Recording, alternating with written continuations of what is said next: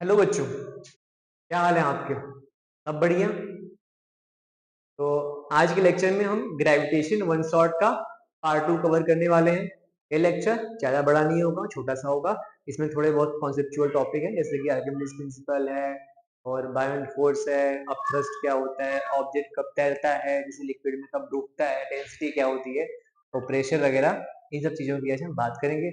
इस सारे टॉपिक्स में न्यूमेरिकल्स कम होते हैं, तो हमें थोड़ा टाइम कम लगेगा उस वाले पार्ट में। ग्रेविटेशन वगैरह में gravitational force, universal law of gravitation में थोड़े बहुत न्यूमेरिकल्स थे। ये वो लेक्चर थोड़ा लेंथी हो गया था, लंबा हो गया था। ये छोटा लेक्चर रहेगा। आओ फिर आज के लेक्चर हम स्टार्ट करते हैं। इस क्लास में हम पढ़ेंगे आर्किमिडीज प्रिंसिपल के बारे में, आयरन फोर्स क्या होती है और प्रेशर क्या होता है, ऑब्जेक्ट कब तैरता है किसी लिक्विड में, कब डूबता है, डेंसिटी क्या होती है, तो इन सब चीजों के बारे में हम बात करेंगे। क्या कवर करने वाले हैं हम? Thrust and pressure, buoyancy, pressure in fluids, why object, कोई ऑब्जेक्ट तैरता कब है, कोई ऑब्जेक्ट डूबता कब है, और लास्ट क्या है, आर्किमिडीज प्रिंसिपल। तो ये सारी चीजें हम कवर करने वाले हैं। आओ आगे चलते हैं। थ्रस्ट क्या होता है? थ्रस्ट बेसिकली की एक परपेंडिकुलर फोर्स जो किसी ऑब्जेक्ट पे लगता है। अगर कोई ऑब्जेक्ट है तो इस पे परपेंडिकुलर डायरेक्शन में लगने वाला फोर्स वो किधर भी हो सकता है। इस किसी भी ऑब्जेक्ट पे परपेंडिकुलर डायरेक्शन में लगने वाला फोर्स क्या कहलाता है? थ्रस्ट कहलाता है। क्या कहलाता है? थ्रस्ट कहलाता है। It is the force acting on an object in perpendicular to the surface, मतलब ऑब्जेक्ट के सरफेस के परपेंडिकुलर। ये ऑब्जेक्ट है, इसका ये सरफेस, इसके परपेंडिकुलर जो जब भी कोई फोर्स लगेगा उसे हम क्या कहेंगे?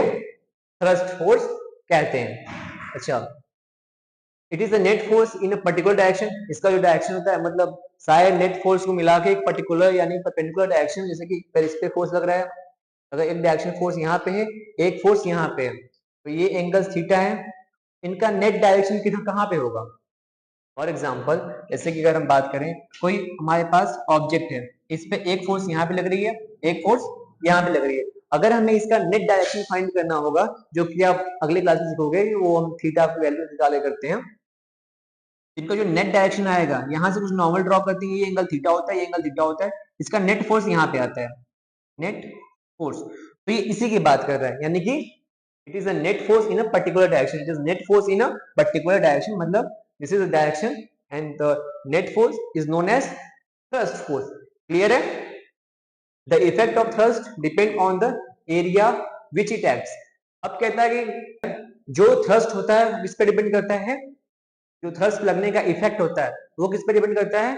उसके एरिया पे, यानी कि वो कैसे लगाया जा रहा है। जैसे कि अगर मैं बात करूं, दो ऑब्जेक्ट हैं आपके पास, सपोज करो एक ये क्यूबॉइड है, क्यूबॉइड को हमने ऐसे रखा है, एक क्यूबॉइड को हमने ऐसे रखा है, तो इनका ये जो पार्ट होगा नीचे वाला एरिया होगा और नीचे, तो दोनों पे जो थ्रस्ट लगेगा वो सेम होगा। यानी अगर इस पे क्या लग रहा है, इस पे T1 लग रहा है, तो इस पे भी कितना लगेगा? इस पे भी T1 लगेगा। बट जो थ्रस्ट इसे फील होगा वो ज्यादा होगा और इसे फील होगा वो कम होगा, क्योंकि इसका जो एरिया है वो देखोगे ब्रॉड है और इसका एरिया क्या है? छोटा है। तो इस एरिया पे थ्रस्ट इसको ज्यादा फील होगा, क्योंकि जो थ्रस्ट होता है वो किस पे डिपेंड करता है?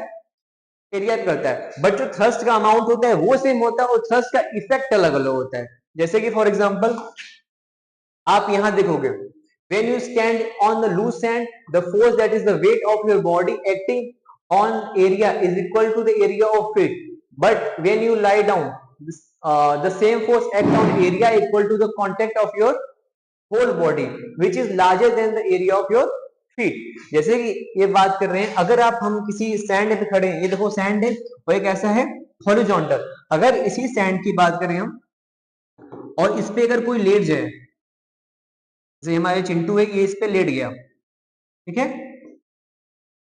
इस पे ये लेट गया, तो जो अब जो थ्रस्ट लगेगा किस पे लगेगा? इसके पूरे बॉडी पे लगेगा।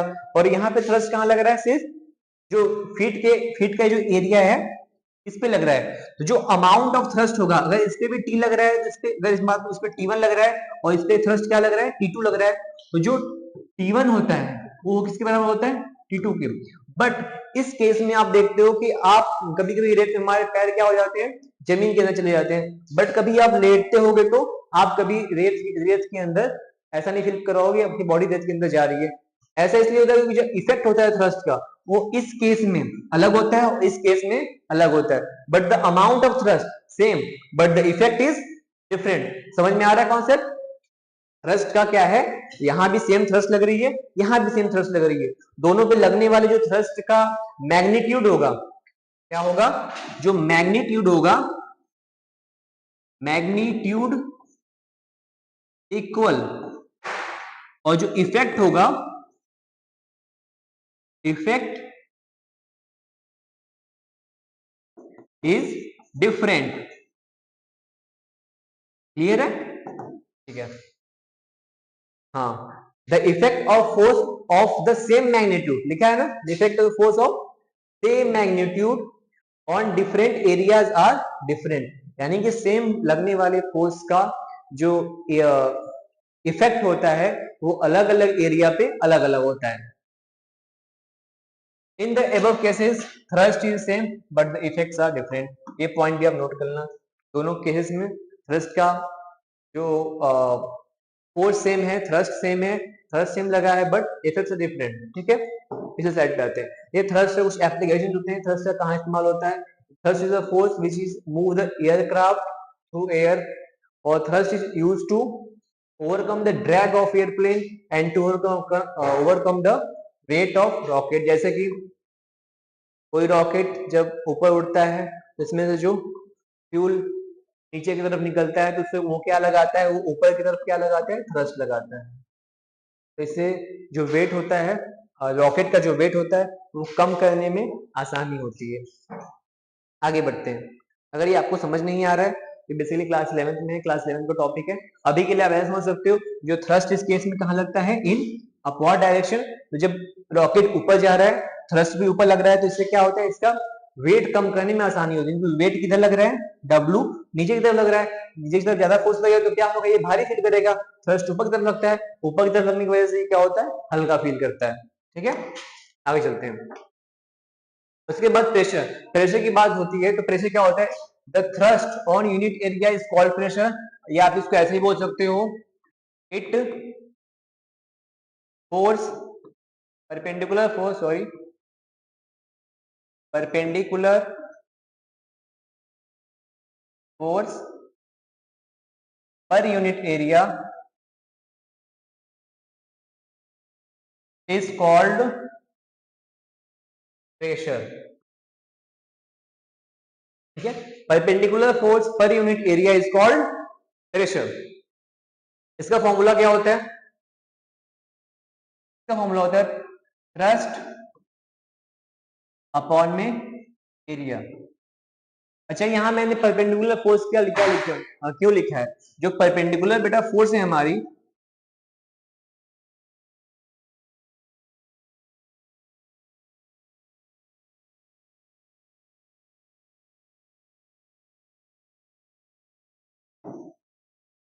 परपेंडिकुलर फोर्स तो थ्रस्ट है। तो जब भी हम प्रेशर का डेफिनेशन हम ऐसा बोलते हैं, perpendicular force upon unit area या पर यूनिट एरिया, तो हम क्या बोलते हैं, बेसिकली हम थ्रस्ट की बात करते हैं, क्योंकि थ्रस्ट भी क्या है, एक परपेंडिकुलर फोर्स है। ठीक है, इसका फॉर्मूला होता है थ्रस्ट अपॉन एरिया, इसकी यूनिट होती है पास्कल, शॉर्ट फॉर्म इसको हम बोलते हैं पीए। या आप इसकी एक और यूनिट निकाल सकते हो, सेकेंड यूनिट, वो क्या हो सकती है, इसका फॉर्मूला क्या है, P is equals to thrust upon में एरिया। थ्रस्ट क्या है, थ्रस्ट एक फोर्स है, तो फोर्स की यूनिट क्या होती है, न्यूटन, एरिया की यूनिट क्या होती है, मीटर स्क्वायर। इसकी यूनिट क्या होगी, पी की यूनिट क्या होगी, न्यूटन मीटर स्क्वायर। क्लियर है? आगे बढ़ते हैं, यहाँ पे भी यूनिट नोट कर लेना, यहाँ पे unit hashtag unit of thrust is newton. ठीक है, N short for newton. Clear है? आगे बढ़ते हैं, एक क्वेश्चन है, अब थ्रस्ट के ऊपर एक क्वेश्चन आया है, हाँ ये समझना भूल गया। ये देखो जैसे कि फोर्स लग रहा है, परपेंडिकुलर फोर्स, परपेंडिकुलर फोर्स की बात आती है, perpendicular per unit area. Perpendicular force लगना किसी एक पर्टिकुलर एरिया पे, परपेंडिकुलर फोर्स लग रहा है कहाँ, इस ये जो सरफेस है, ये जो फोर्स लग रही है कहाँ लग रही है, इस एरिया के परपेंडिकुलर, यानी कि एरिया ऐसे है तो फोर्स कैसे लग रही है, ऐसे लग रही है। ठीक है, तो इसी को बोलते हैं pressure equals to force upon में एरिया। एफ एन कहने का मतलब, एन का मतलब यहाँ होता है नॉर्मल, एन का मतलब होता है नॉर्मल। नॉर्मल यानी कि एक सरफेस पे एक परपेंडिकुलर लाइन, तो उसको बोलते हैं हम थ्रस्ट। या आप यहाँ पे ऐसे भी बोल सकते हो, परपेंडिकुलर फोर्स या फिर थ्रस्ट अपॉन एरिया, दोनों चीजें सेम होती है, दोनों में कोई डिफरेंस नहीं होता। ठीक है, उसके बाद क्वेश्चन में पूछा गया है कि एक a block of wood is kept on a table top, the mass of wooden block is 5 kg, its dimension are 40 into 20 into 10 centimeter. Find the pressure exerted by the wood block on the table top if it is made to lie on the table top with its size dimension इतना and इतना। अब ये पूछ रहा है कि दोनों cases में प्रेशर बताइए। एक चीज यहाँ पे और बताना था, मुझे भूल गया। जो प्रेशर है, प्रेशर फॉर्मूला क्या है, थ्रस्ट अपॉन एरिया। अगर आप किसी तरह से फोर्स को कांस्टेंट कर दो, इफ एफ या फिर इफ थ्रस्ट इज कांस्टेंट, तो P क्या हो जाएगा, P is directly proportional to 1 upon में A, यानी कि जो प्रेशर होगा वो किसके प्रोपोर्शनल होगा, डायरेक्टली एरिया के प्रोपोर्शनल होगा। अगर मैं थ्रस्ट को कांस्टेंट कर देता हूं तो P क्या होगा, P directly proportional to A, यानी कि अगर आप P को बढ़ाओगे तो एरिया क्या होगा, घट जाएगा, P को घटाओगे तो एरिया क्या हो जाएगा, बढ़ जाएगा। क्लियर है? अब आते हैं इस क्वेश्चन पे, अब सॉल्व करो इसे। अब ये पूछ रहा है कि आपको प्रेशर निकालना है दो अलग अलग केसेस में, एक केस में डायमेंशन ये लेना है, एक केस में डायमेंशन ये लेना है। अब देखो प्रेशर बराबर क्या होता है, P equals to thrust upon में एरिया। आगे से हम इसको शॉर्ट फॉर्म में लिखेंगे T बाई ए। ठीक है, मास, मास ऑफ वुडन ब्लॉक दे रखा है 5 kg एंड इस डायमेंशन। अब देखो उसने थ्रस्ट के बारे, थ्रस्ट में बताया नहीं कितना लग रहा है, तो थ्रस्ट क्या होगा कि T इक्वल्स टू क्या होगा, M इंटू जी। वुडन ब्लॉक पे रखा होगा तो उससे बेसिकली क्या लग रही होगी, ग्रेविटी लग रही है। तो मास कितना दिया है उसका 5 kg, ग्रेविटी कितनी लगेगी 9.8, 5 kg 5 into 9.8 is equals to 49 newton. Thrust कितना लग रहा है इस पे, 49 न्यूटन लग रहा है। कितना लग रहा है थर्स्ट, 49 न्यूटन। अब हम एरिया की अगर बात करते हैं तो एरिया कितना लगेगा, एरिया बताओ। एरिया इसमें दे रखा है, एक साइड दे रखी है पहले 20 और ये दे रखी है 10। तो अगर हम पहला सॉल्व करते हैं, ये इसको हम पहला मान लेते हैं, तो अगर पहले में एरिया दे रखा है 20, एरिया निकालेंगे हम, एरिया क्या होता है लेंथ इंटू ब्रेथ, ये हो गया हमारा लेंथ, ये हो गया ब्रेथ। लेंथ इंटू ब्रेथ कितना होगा 20 इंटू 10 इज इक्वल टू कितना हो जाएगा 200 सेंटीमीटर स्क्वायर। क्या हो जाएगा 200 सेंटीमीटर स्क्वायर। इसके अच्छा इसको आगे सॉल्व करते हैं हम, थ्रस्ट निकालते हैं हम। अच्छा चीज यहाँ पे ध्यान देने वाली बात ये है कि जब भी हमें कोई भी चीज दे, अगर यहाँ पे देखोगे आप तो थ्रस्ट तो हमने निकाला न्यूटन में, तो हमें इसके लिए भी क्या चाहिए, इसकी एसआई यूनिट, इसको यानी कि सेंटीमीटर में आया है तो इसको किसे बदलना होगा, मीटर में बदलना होगा। ठीक है, जब इसको मीटर में बदलोगे तो क्या हो जाएगा, इसके पावर में 20, एक मीटर में 100 सेंटीमीटर, तो एक मीटर स्क्वायर में कितने होंगे 10,000।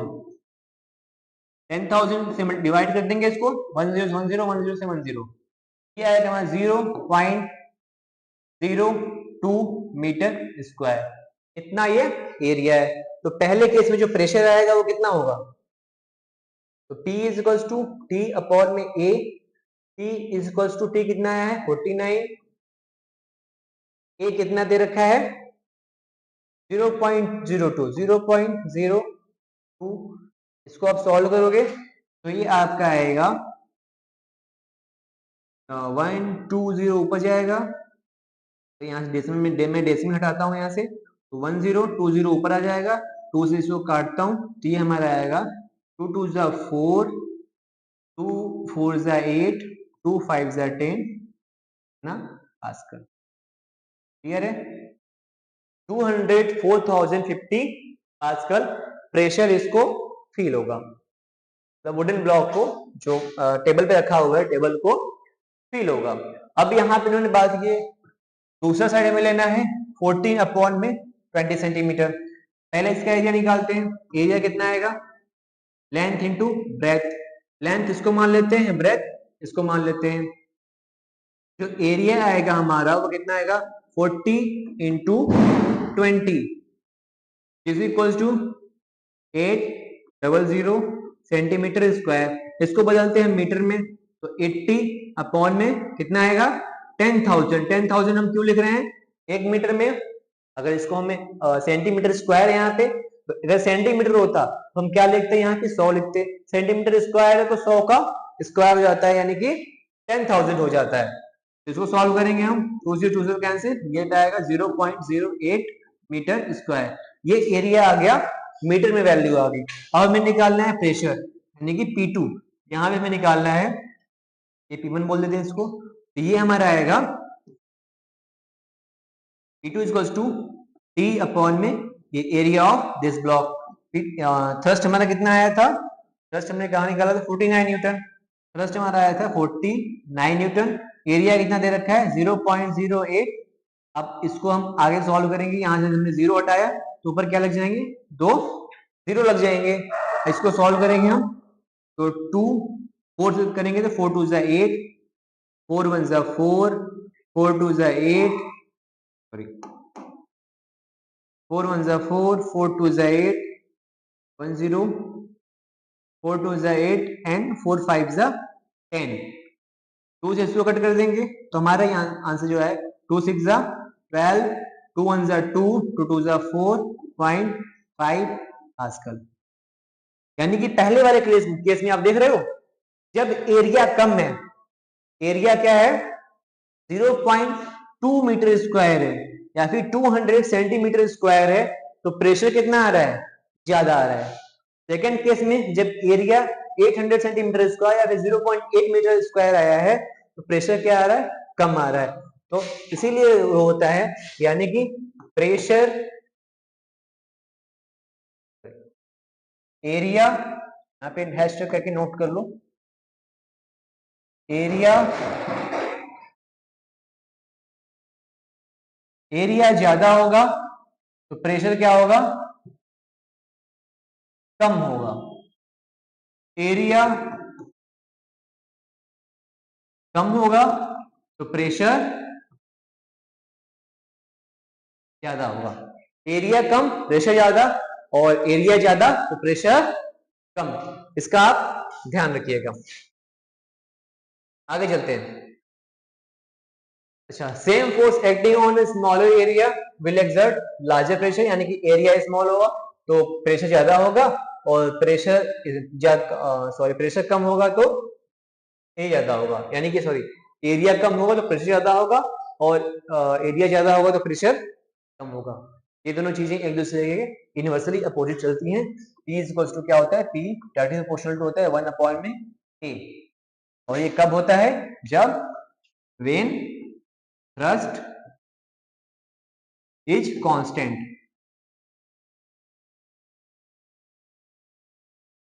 जब थ्रस्ट क्या हो कांस्टेंट हो। ठीक है,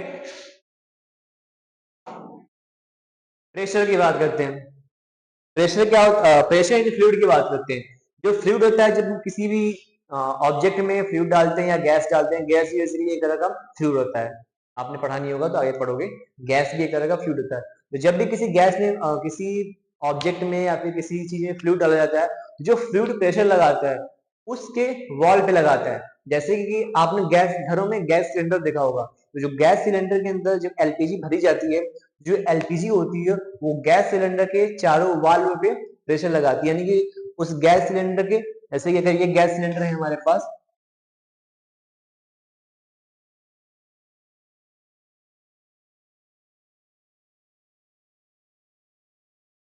ओके, इसमें हम जब गैस भरते हैं तो गैस कहाँ प्रेशर लगाती है, इसके जो वॉल है से हर तरफ ये फोर्स लगाती है। ठीक है, यहाँ लिखा गया fluid exert pressure on the base and wall of container in which they are enclosed. Pressure exerted in any confined mass of fluid is transmitted to undiminished in all direction। किसी भी object के अंदर अगर fluid रखा है तो undiminished सारे direction में फोर्स लगाता है। ये नहीं होगा कि सिर्फ प्रेशर नीचे लग रहा है या प्रेशर इधर लग रहा है, वो प्रेशर कहाँ लगता है, हर डायरेक्शन में लगता है। और कन्फाइंड प्रेशर होता है, कन्फाइंड मास होता है, और प्रेशर जो होता है ट्रांसमिट होता है किसमें, अनडिमिनिश्ड इन ऑल डायरेक्शन। ठीक है, जैसे कि यहाँ पे ये बलून फुला रहे हैं, इस बलून में देखो जो एयर, जो इस बलून के सरफेस एरिया जो प्रेशर लगाता है, बेसिकली बलून फूलता है कैसे, उसके अंदर जब एयर जाती है तो उसके वॉल पे क्या लगाती है, प्रेशर लगाती है। प्रेशर लगा के क्या करती है, उसको एक्सपैंड करती है। जब इसे प्रेशर लग रहा है तो क्या हो रहा है, देख रहे हो, बलून क्या कर रही है, एक्सपैंड कर रही है और फूल रही है, यानी कि इसके अराउंड सारे वॉल्व हैं, यानी कि सरफेस एरिया है, इसे क्या कर रही है, एयर प्रेशर लगा रही है। ठीक है, क्लियर है, आगे बढ़े। बायोन्सी क्या होती है, जब भी कोई ऑब्जेक्ट लिक्विड में जाती है, कोई भी लिक्विड हो, किसी भी तरह का लिक्विड हो, जब उसमें कोई भी ऑब्जेक्ट डालते हैं तो उस ऑब्जेक्ट पे एक अपवार्ड डायरेक्शन में फोर्स फील होता है। जैसे कि अगर आपने कभी स्विमिंग वगैरह करने के लिए गए होंगे तो आपको लगता होगा कि मेरा वेट कम हो गया पानी के अंदर आने के बाद, आप नीचे सरफेस पे जाते हो और एक पैर मारते हो तो तुरंत पानी के ऊपर चले जाते हो। ऐसा कैसा होता है, आपको लगता है कि आपका पानी के जाने के अंदर वेट कम हो गया। बेसिकली वेट कम नहीं होता, आपकी बॉडी के ऊपर एक अपवार्ड डायरेक्शन में फोर्स लगती है। जो वो फोर्स लगती है ऊपर के साइड में, जो आप एक पैर मारते हो तुरंत ऊपर आते हो, जो ऊपर आने में आपके जो फोर्स हेल्प करती है उस फोर्स को हम कहते हैं बायन्सी फोर्स। जैसे कि यहाँ पे देखो एक ऑब्जेक्ट है, तैर रहा है, एक ऑब्जेक्ट डूब गया है, तो जो तैर रहा है ऑब्जेक्ट और जो डूब गया ऑब्जेक्ट, इन दोनों पे एक ऊपर के साइड एक फोर्स लगती है, उस फोर्स को हम क्या कहते हैं, बायंड कहते हैं, यानी कि बायंड या अप थ्रस्ट कहते हैं। अप मतलब ऊपर के डायरेक्शन में, अप मतलब एबव, मतलब ऊपर के साइड लगने वाला, और थ्रस्ट मतलब परपेंडिकुलर फोर्स, परपेंडिकुलर फोर्स। यानी कभी ऐसा नहीं होगा कि जो बायन्सी फोर्स ऐसे लग रही है, ऐसे लग रही है, ऐसे नहीं लगती, वो कैसे लगती है, हमेशा ऊपर के डायरेक्शन में लगती है। ऊपर की डायरेक्शन में लगने वाली परपेंडिकुलर फोर्स को हम क्या बोलते हैं, बायंड फोर्स या फिर बायन्सी कहा जाता है। The upward force exerted by the water on the bottle is known as thrust या फिर बायन्सी फोर्स। किसी भी ऑब्जेक्ट पे, बेसिकली बॉटल नहीं, एनी ऑब्जेक्ट, एनी ऑब्जेक्ट। ये जो टेक्स्ट है वो एनसीईआरटी से लिया गया है, तो एनसीईआरटी में बॉटल लिखा हुआ है, इसलिए बॉटल आ गया यहाँ पे। तो किसी भी ऑब्जेक्ट पे अपवर्ड डायरेक्शन में लगने वाली फोर्स को हम कहते हैं buoyancy force. All object experience a force or buoyancy when they are immersed in a fluid. सारे ऑब्जेक्ट्स जब वो फ्लूइड के अंदर जाते हैं, किसी भी तरह का ऑब्जेक्ट हो, वो बायन्सी अपने ऊपर जरूर फील करता है।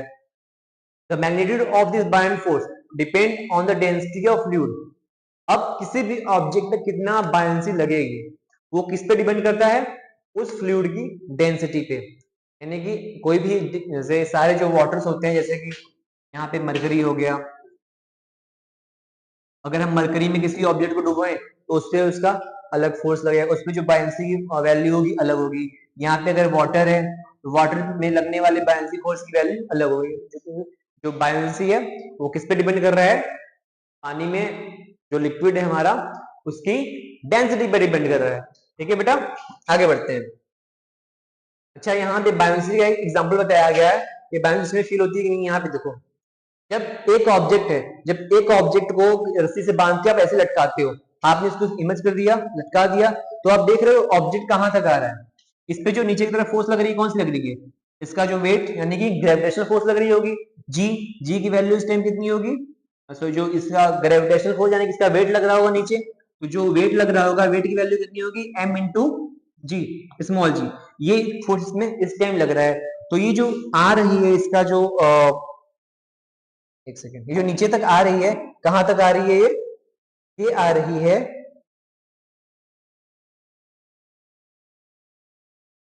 ये बेसिकली देखो यहां तक आ रही है,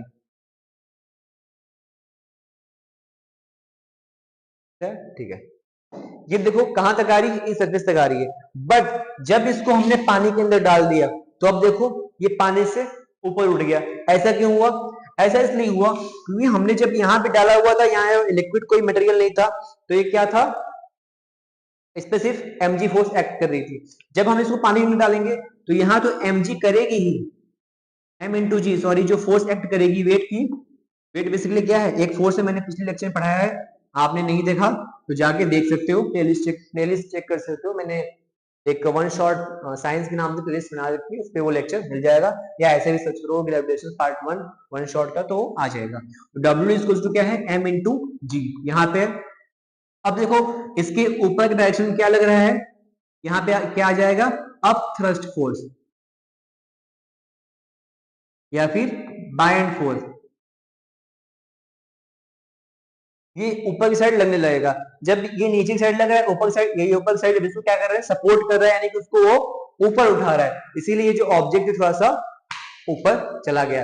और ऐसे ही हमारे साथ भी होता है, जब हम स्विमिंग करने जाते हैं या कुछ करने जाते हैं, इसीलिए हमें भी अपना जो वेट होता है पानी के अंदर वो हमें कम फील होता है, क्योंकि ऊपर के साइड हमें ये फोर्स लाती है, हमें ये ऊपर आने में या स्विम करने में बहुत ज्यादा हेल्प करती है। आगे चलते हैं, आगे क्या है, अच्छा क्वेश्चन है,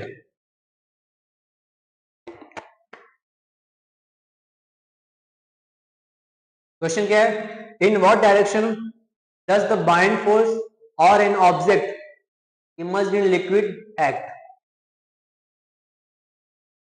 in what direction does the buoyant force or, ठीक है, एक ऑब्जेक्ट अगर पानी के अंदर जाता है उसमें बाइंड फोर्स किस डायरेक्शन में लगेगी, बताओ, किस डायरेक्शन में बायंसी फोर्स लगती है, बायंसी किस डायरेक्शन में लगती है बताओ, में लगती है, बिल्कुल सही, अपवर्ड डायरेक्शन में। कहां लगती है, अपवर्ड डायरेक्शन में, ठीक है। आगे बढ़ते हैं, क्लियर है, समझ में आ रहा है। नेक्स्ट टॉपिक हमारा, कोई भी ऑब्जेक्ट पानी में क्यों तैरती है और क्यों डूब जाती है। देखो इसके दो कंडीशन होते हैं, पहले मैंने बताया बायंसी फोर्स किस पे डिपेंड करती है, जो लिक्विड की डेंसिटी होती है जिसमें उसको हम डाल रहे हैं, उसकी डेंसिटी पे लिक्विड, सॉरी, जो बायंसी होती है किस पे डिपेंड करती है, लिक्विड की डेंसिटी पे डिपेंड करती है। बायोलॉजी फोर्स किस पे डिपेंड कर रही है, लिक्विड की डेंसिटी पे डिपेंड कर रही है।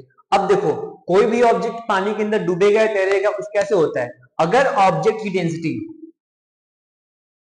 पहले डेंसिटी की बात करें, डेंसिटी क्या होता है, density is the density of a substance is defined as the mass per unit volume, यानी कि अगर डी की बात करें, डी इक्वल टू क्या होता है, डेंसिटी की बात करें, डेंसिटी क्या होता है, मास अपॉन में वॉल्यूम,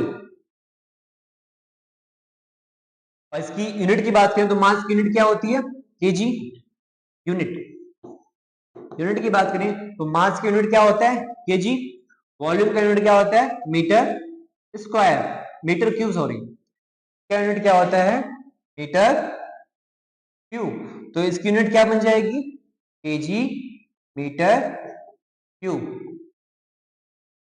क्लियर है। और ये इसका फॉर्मूला है, फॉर्मूला और ये unit. So object of density less than that of liquid float on the liquid, object of a density greater than that of a liquid sink in the liquid। अगर कोई object है, अगर object density less than liquid,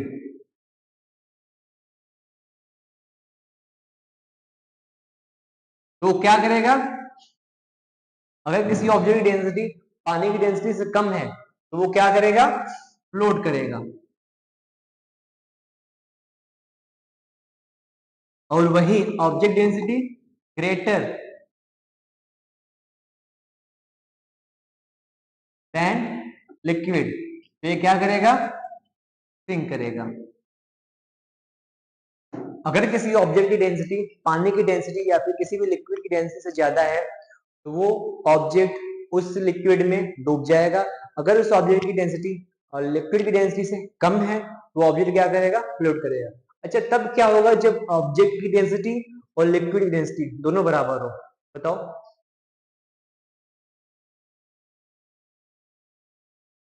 what will happen if density of substance या फिर density of object is equal to density of liquid। ये question है आपके लिए, ये होमवर्क है, करके आना इसे, ठीक है? जानना देखना क्या होता है इसका आंसर। आगे चलते हैं।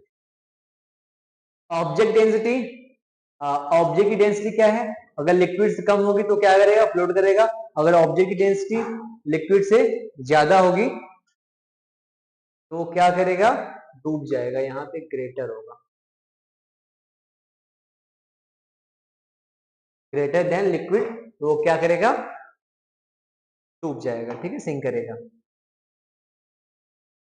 इस केस में देख लो यहाँ पे क्या हो रहा है, ये एक लकड़ी का कॉर्क है और ये लकड़ी का टुकड़ा है, ये इसके ऊपर तैर रहा है। क्यों उतर रहा है? क्योंकि इसकी जो डेंसिटी है क्या है, इसकी डेंसिटी कम है as compare to water. Water की डेंसिटी क्या है यहाँ पे, ज्यादा है। जो लकड़ी होती है उसकी डेंसिटी पानी की डेंसिटी से कम होती है, इसलिए आपने देखा होगा लकड़ी के टुकड़े होते हैं पानी के ऊपर अक्सर तैरते रहते हैं। आगे चलते हैं। The volume of 50 gram substance in 20 centimeter cube, the density of water is 1 gram per centimeter cube. What will substance float or sink? अब बताओ, पहले दे रखा है वॉल्यूम और पहले ये दे रखा है वेट और ये दे रखा है वॉल्यूम। हमें पहले क्या निकालना है, इसका डेंसिटी। डेंसिटी के लिए क्या चाहिए, तो यह पहले मास कितना दे रखा है, मास दिया है 50 ग्राम। वॉल्यूम कितना दिया है, 20 सेंटीमीटर क्यूब।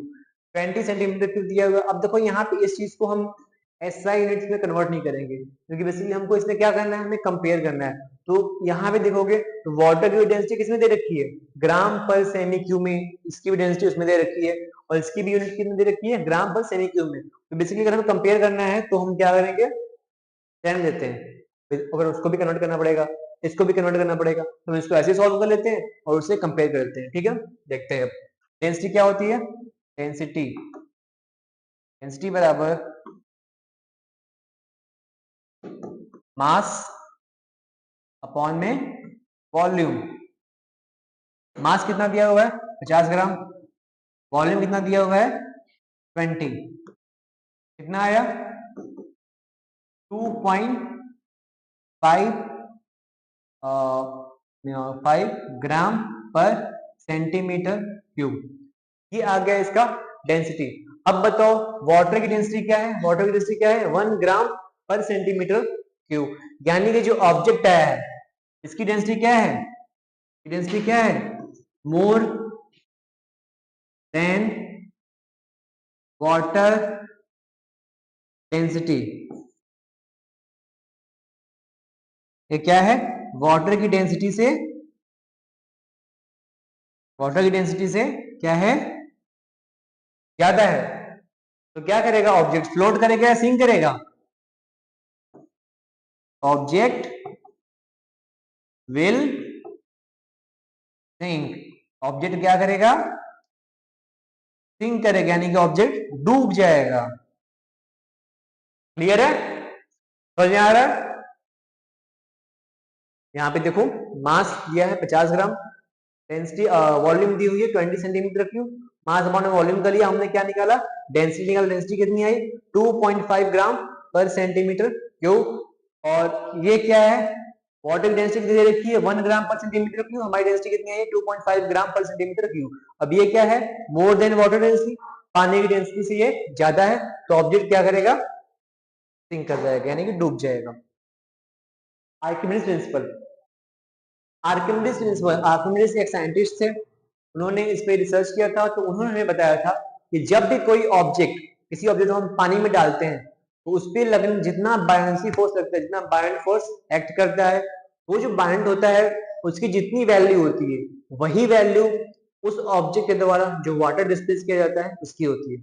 शॉर्ट फॉर्म में अगर हम कहें तो जो हम ऑब्जेक्ट पानी के अंदर डालते हैं उसका जितना वॉल्यूम होता है वो उतना ही वाटर क्या करता है, डिस्प्लेस करता है। यानी जो पानी डिस्प्लेस करता है जब हम उसका वेट करेंगे तो उतना ही आएगा जितना उसके वॉल्यूम का मैग्नीट्यूड होगा। जैसे कि अगर हमारे पास एक ग्लास है और ग्लास में यहां तक पानी भरा हुआ है, ठीक है, यहां तक पानी भरा हुआ है। अब हमने एक ऑब्जेक्ट लिया, ये ऑब्जेक्ट, इसका सपोज करो मास है 10 kg और इसका जो वॉल्यूम है वो दिया है 20 मीटर क्यूब। इसका वॉल्यूम कितना दिया हुआ है 20, इसका जो वॉल्यूम है कितना दिया हुआ है 20 सेंटीमीटर क्यूब। जब हम इसको डालेंगे पानी के अंदर तो क्या करेगा, जो वाटर डिस्प्लेस होगा तो कुछ पानी क्या करेगा, बाहर गिर जाएगा। तो ये जो बाहर पानी गिरेगा इसका वेट कितना होगा, इसका वेट होगा 20 ग्राम। यानी कि कितना लिक्विड डिस्प्लेस करेगा 20 ग्राम्स वाटर डिस्प्लेस करेगा। ठीक है, क्लियर है, आगे बढ़े।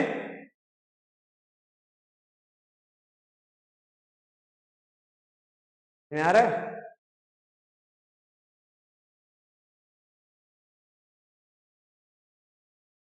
डेफिनेशन देख लेते हैं। When a body is immersed fully or partially in a fluid, it experiences an upward force that is equal to the weight of the fluid displaced by it। जब एक बॉडी को आप फुल्ली या partially displace करते हो तो उस पर जो लगने वाला अपवर्ड फोर्स यानी कि जो बायनेंसी फोर्स है वो इक्वल होता है कितना, इसके ऑब्जेक्ट के वेट के। यानी जैसे कि यहाँ पे देखो ये ऑब्जेक्ट है, यहाँ पे एक ऑब्जेक्ट, ये एक मीटर होता है जो किसी भी वस्तु का वेट नापने के लिए इस्तेमाल किया जाता है।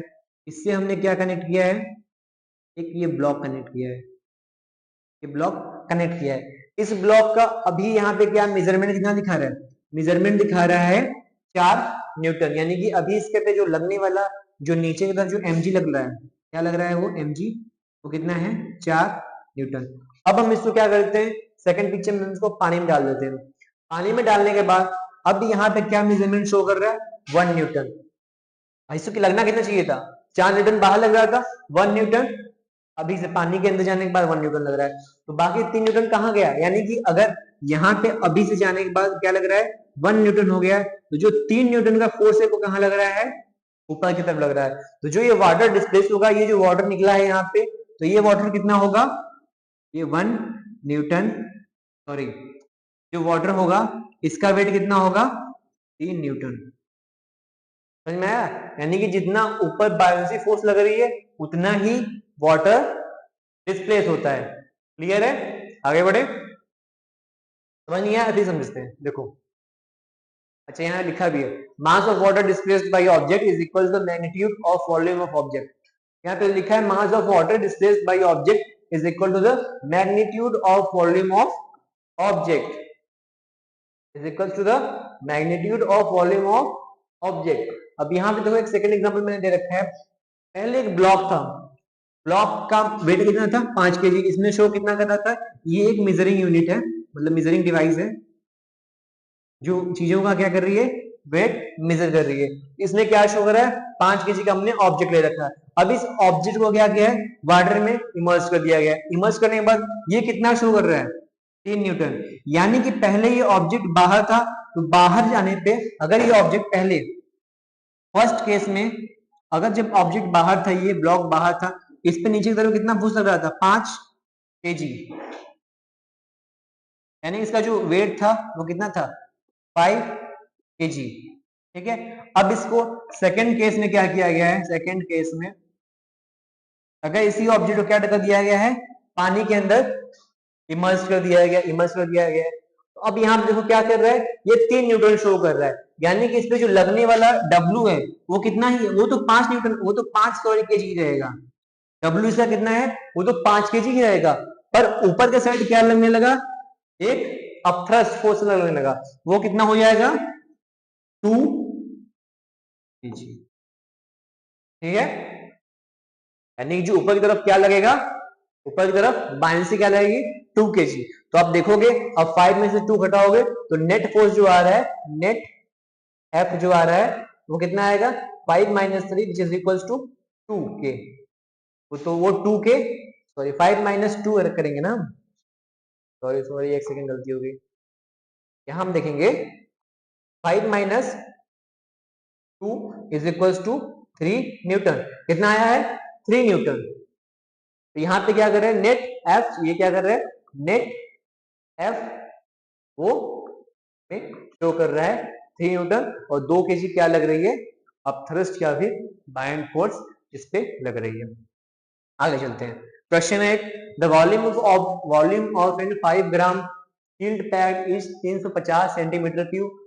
Will the packet float or sink in the water if the density of water is 1 gram centimeter cube? What will be the mass of the object water displaced by this packet? अब देखो पहले हमें क्या निकालना है बेटा, density निकालनी है। उसके लिए क्या चाहिए हमें वॉल्यूम। वॉल्यूम कितना दे रखा है 350 सेंटीमीटर क्यूब, 350 सेंटीमीटर दे रखा है वॉल्यूम।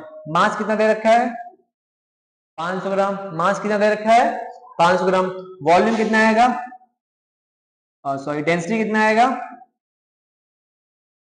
मास अपॉन में वॉल्यूम। मास कितना दिया हुआ है 500, डेंसिटी वॉल्यूम कितना दिया हुआ है 350, कितना आएगा ये एक जीरो से एक zero cancel, 5 10 50, 5 7 35 which is equals to almost 10/7। अगर हम इसको सॉल्व करेंगे तो कितना आएगा 7 1 7, 7 4 1.43 ऑलमोस्ट केजी ग्राम में दिया हुआ है ना, तो ग्राम सेंटीमीटर क्यूब ये इसकी वैल्यू आएगी, ग्राम सेंटीमीटर क्यूब। ठीक है, ये कितनी आई वैल्यू, इतनी आई। अब देखो ये क्या है, ऑब्जेक्ट की डेंसिटी क्या है, object density is greater than water density। Object density क्या है, पानी की डेंसिटी से क्या है ज्यादा है। ऑब्जेक्ट की डेंसिटी कितनी है 1.43 और पानी की डेंसिटी यहां पे दे रखी है हमें 1 ग्राम पर सेंटीमीटर। तो रिजल्ट क्या आएगा,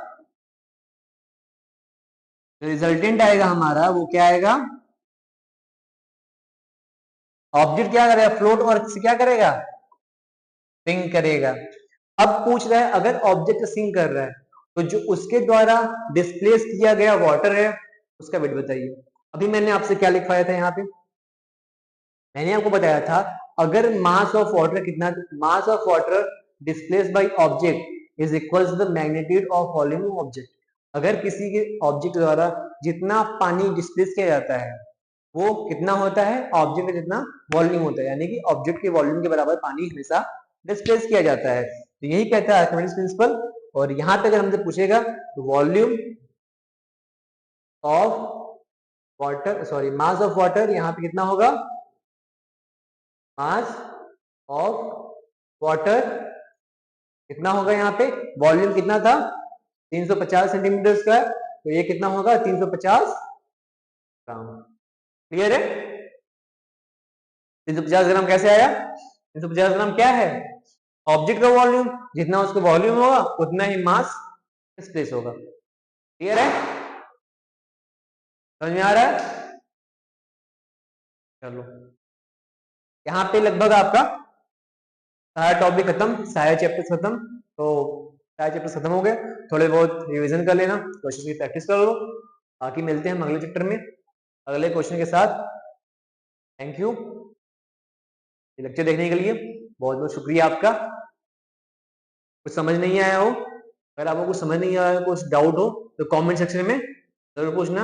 अगर आपको इसके नोट्स डाउनलोड करने हैं या तो आप टेलीग्राम पे सर्च कर लो सुखलाल एकेडमी, या फिर आप डिस्क्रिप्शन बॉक्स चेक कर सकते हो, वहां पे मैंने इसका जो लिंक है वो ये रखा है, लगा रखा है। ठीक है, फिर मिलते हैं आपसे अगले लेक्चर में। Okay bye.